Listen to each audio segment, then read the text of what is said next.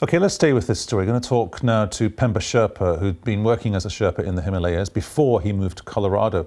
Just before we came on air, I asked him about the balance of risk and reward for Sherpas doing what is very, very dangerous work.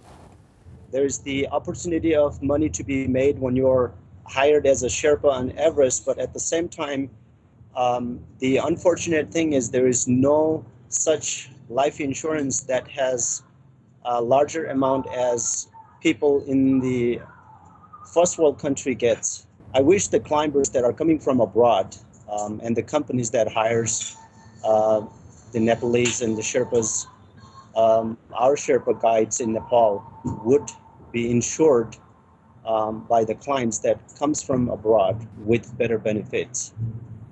When you talk about that relationship between the Sherpas and the clients, I mean, one remembers last year there was a story that highlighted how sometimes that relationship can deteriorate quite quickly.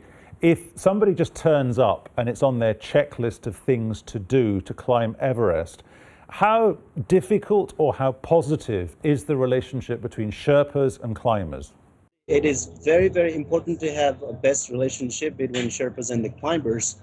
And obvious reasons are because the Sherpas will go ahead, make sure the paths are safe, make sure the crevices are not endangered, make sure the ladders are put correctly, make sure that the ropes are fixed correctly.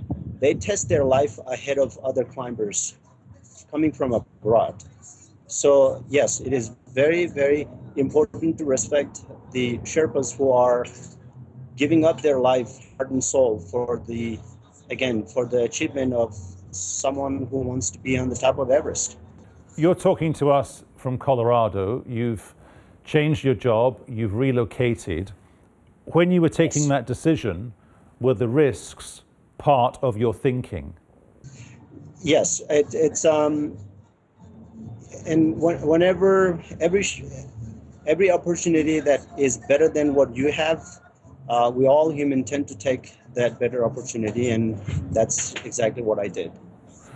3,000 people, which is a huge number, 3,000 people have climbed Everest since 1953.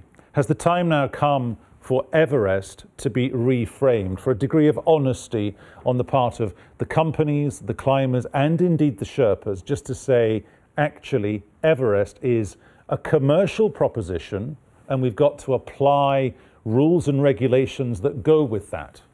The government of Nepal first needs to make sure there is a proper rules. And not only that government of Nepal, but the people and the commercial expeditions that are coming from abroad also needs to make sure that they're not risking not only their life, but they're also making sure that they should also make sure that they don't risk the people that works for them.